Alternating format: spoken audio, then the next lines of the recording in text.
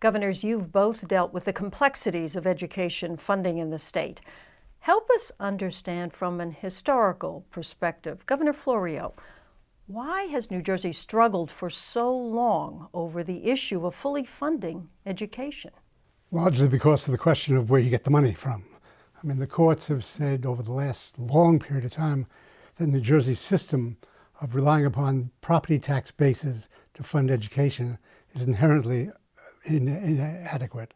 Because if you have a thorough and efficient education required under the Constitution, which it is, there's a need to have the funding for all students in all districts to have comparable quality education. What's your assessment, Governor Kean, and how has this impacted districts and students?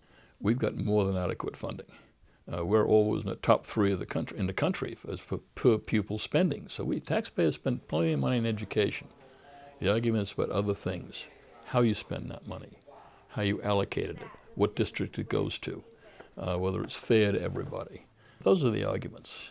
In the early years, there was some question as to how you get an effective educational system.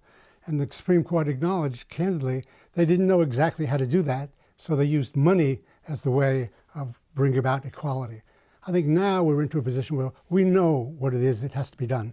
Class sizes, preschool, a whole lot of other things you can objectively evaluate. But still the question is how you go about getting the money, particularly for the school systems that are not performing well. How is it that you bring them up to the same standards as those that are performing well?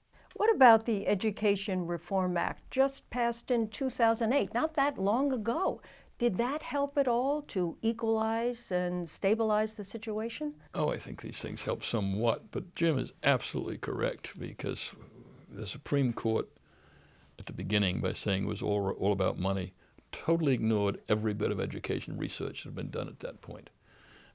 So what we did, we had terribly performing schools. What we made them is very rich, badly performing schools.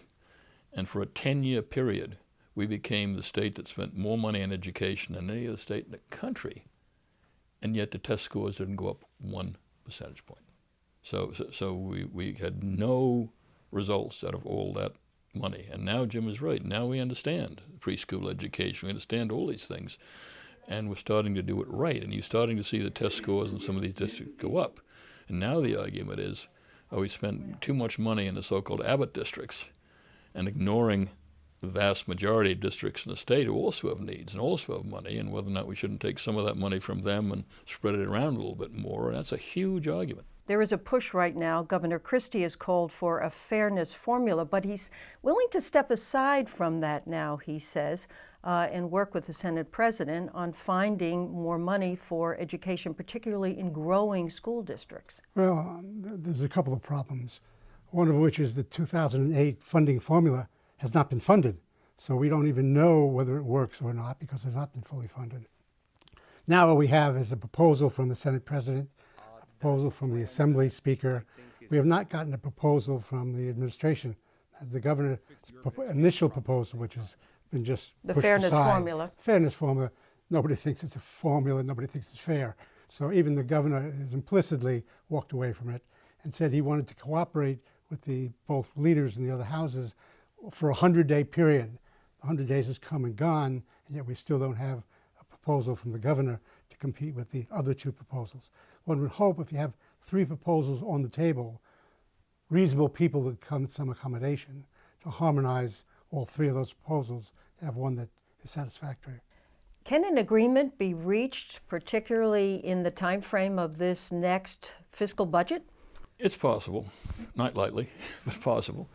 3 people have to get together, and that's tough. And the division is not necessarily, or division sometimes seems to be between the Senate President and the Governor and the Assembly Speaker, who takes a different perspective. But it's hard because, I don't think you need more money. You have to distribute it better. But as you distribute it better, you're going to make winners and losers. And the losers are going to, whether it's right or not right, they're going to scream like hell. And they're going to, their legislators are going to do everything they can to prevent that happening. So it's a very difficult thing to do. Any thoughts on how to come up with a solution that makes it more fair?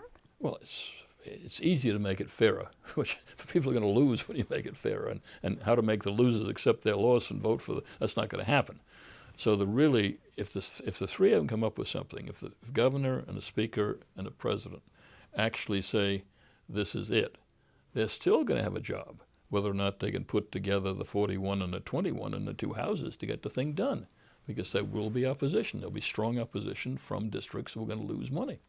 Governor Kean and Governor Florio, thank you very much for sharing your perspective on this issue.